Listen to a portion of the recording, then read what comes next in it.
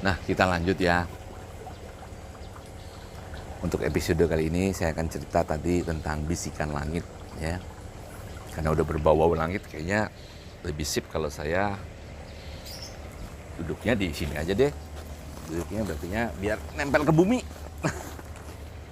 Mantap di sini. Kopi dulu ya. Yuk, selamat ngopi.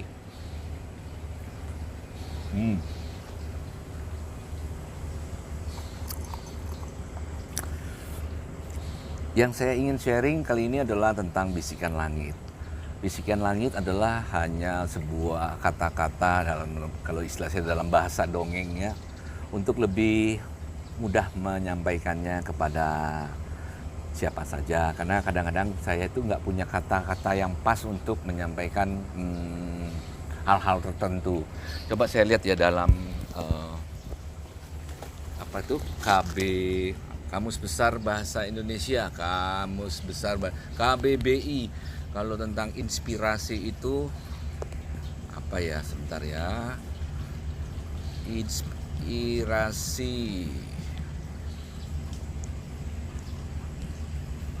Wow, lagi nggak dapat sinyal kita.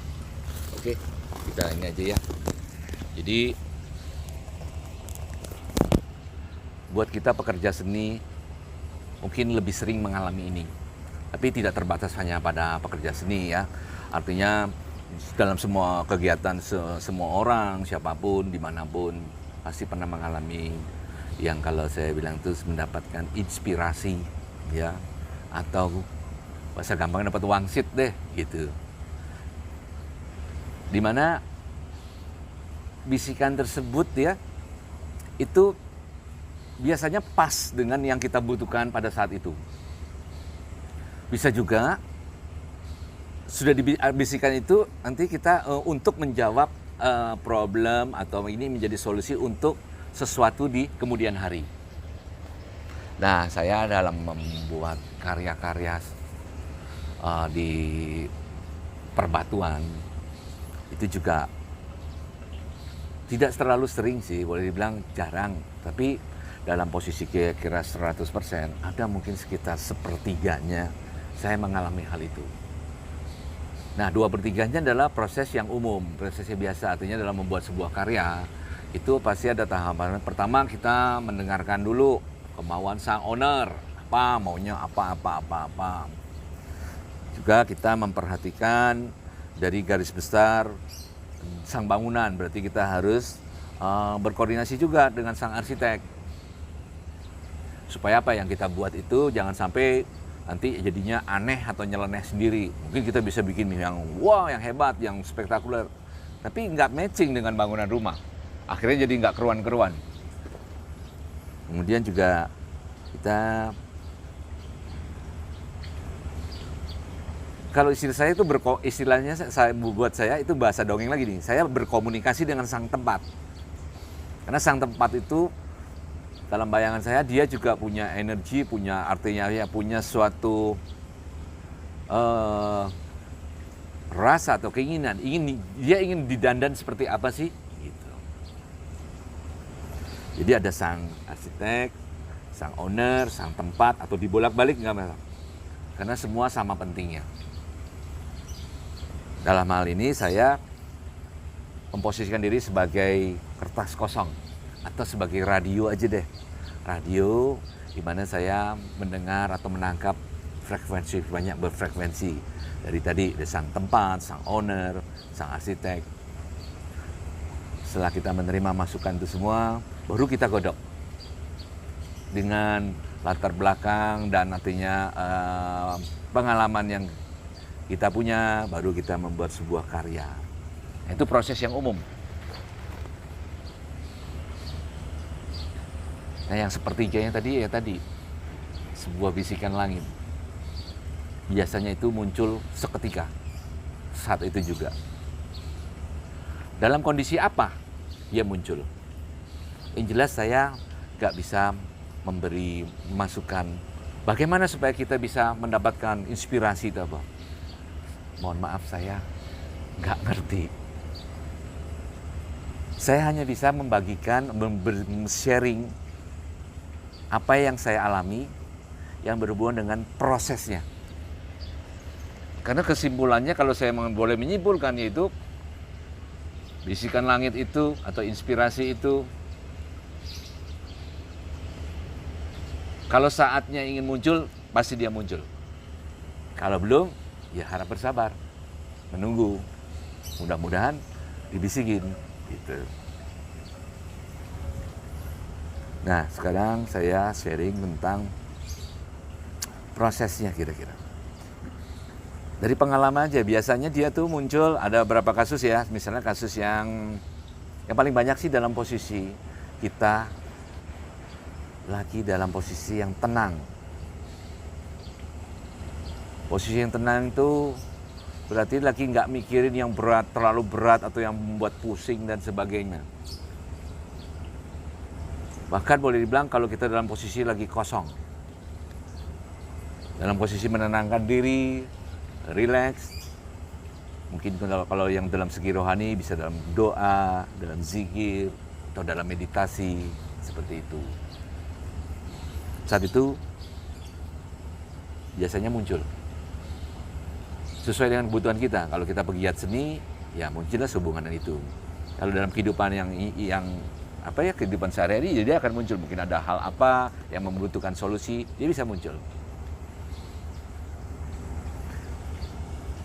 Kemudian juga bisa dia muncul dalam kondisi yang sebaliknya.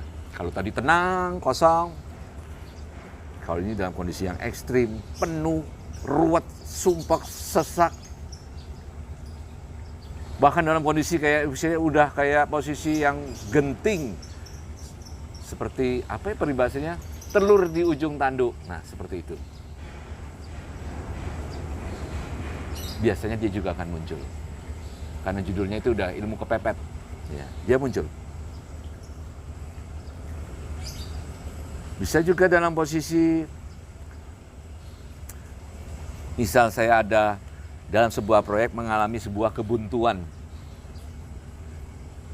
Pasti proyek itu udah duduk berjam-jam, bolak-balik, duduk, tiduran, berdiri, lari-lari, loncat-loncat dan sebagainya.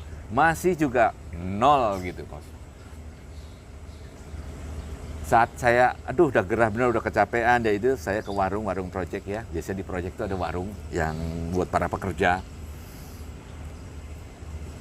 Saya ambil teh botol, begitu buka, saya masukin sedotan, pada sedot, begitu ada rasa air masuk ke dalam, dingin, nah saat itulah dia muncul. Dan pas menjawab apa yang saya cari, apa yang saya butuhkan. Nah dengan kondisi itu jadi memang agak susah untuk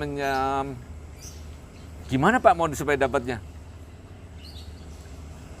Nah ini tips aja. Yang penting kita sudah tahu dia proses muncul itu, dia seketika tanpa dipikirin, dan memang kita lagi nggak mikirin dia muncul. Terus dengan melihat tadi pada titik-titik mana dia bisa muncul pada saat mungkin lagi kosong, dalam kondisi positif, dalam kondisi negatif bisa nggak? Ya bisa juga kalau dia mau muncul ya muncul saja dalam segala kondisi, di mana saja.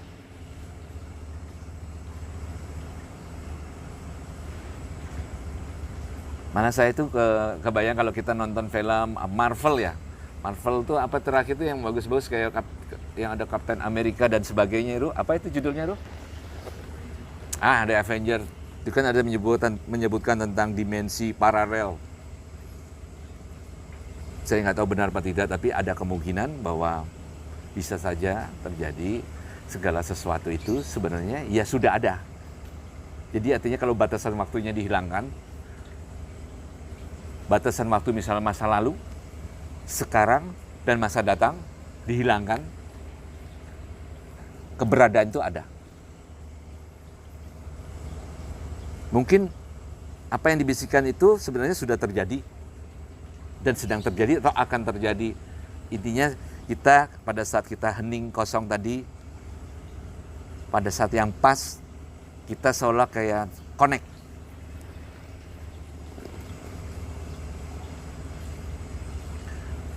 Teman-teman minta maaf saya agak susah menjelaskannya karena kata-katanya kadang nggak dapat apa yang ada di sini dirasa dengan perbendaharaan katanya apa ya, kata-katanya nggak cukup. Jadi terpaksa hanya bisa dengan bahasa dongeng. Sekali lagi mudah-mudahan bisa bermanfaat ini. Karena kita sebagai khususnya para pegiat seni itu kadang-kadang pada lagi mau cari ide itu buat sesuatu itu, kalau dia lagi masuk just cepet enak mainnya lancar.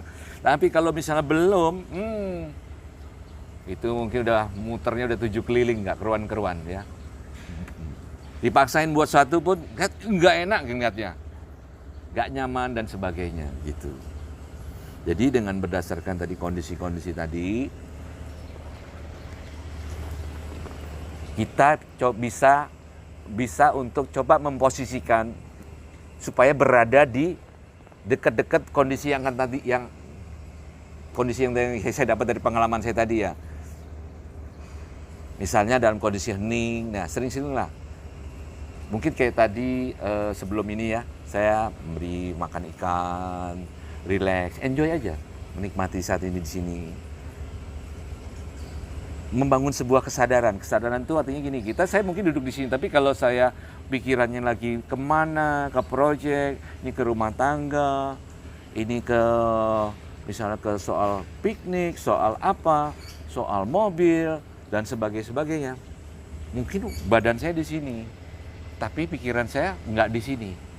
Nah, coba belajar, cobalah sering-sering lakukan, yaitu tentang kesadaran ya, tentang bahwa sadar kita ini lagi ada di sini. Saya duduk di sini, saya merasa saya duduk di batu gravel kerikil ini, ada rasa agak tajam-tajam di bokong saya. Saya minum kopi, ya saya merasakan benar bahwa ini gelas kopi saya lagi pegang, saya nikmati, saya lihat kopinya agak hitaman. Kalau perlu saya masih ada aroma kopi dikit karena kopi udah nggak hangat lagi ya. Saya merasakan semua. Nah itulah poin kita, mungkin startnya dari situ, yaitu kesadaran bahwa kita ini pada kita sadar, menikmati yang ada, relax gitu, slow. Mungkin lagi mandang kerikil. Nah, saya dapat ide saat ini saya dapat ide. Nah, itulah yang terjadi prosesnya. Saya dapat ide. Nanti ini habis ini saya mau kemana, apa yang harus saya lakukan. Inilah proses apa ya? Munculnya. Tapi untuk mendapatnya gimana, saya hanya memberikan tips tadi, posisikanlah diri kita dalam posisi-posisi yang kira-kira lebih mudah untuk mendapatkan inspirasi atau aspirasi atau bisikan langit tersebut. Relax, tenang. Tentu berpikir positif jauh lebih baik, karena setiap kali kita berpikir positif, bahkan melakukan tindakan yang positif, sekecil apapun, ada rasa yang nyaman di hati. Ini adalah hal kedua yang saya bilang, yaitu tentang emosi. Yaitu banyaklah melakukan hal-hal baik, ya, sehingga kita merasa haru, bergetar. Pada saat bergetar itu kita peka sekali, sangat peka. Kayak radar itu gerak. Jadi kalau mendapatkan inspirasi itu mungkin titik saat-saat yang pas. Dan yang tadi kebalikannya, kalau mau coba ya silakan. Biarkan dirimu berada dalam posisi yang sangat genting di ujung tanduk, itu juga keluar. Jadi don't worry, dia bisa muncul di mana saja, kapan saja, dalam berbagai kondisi ya.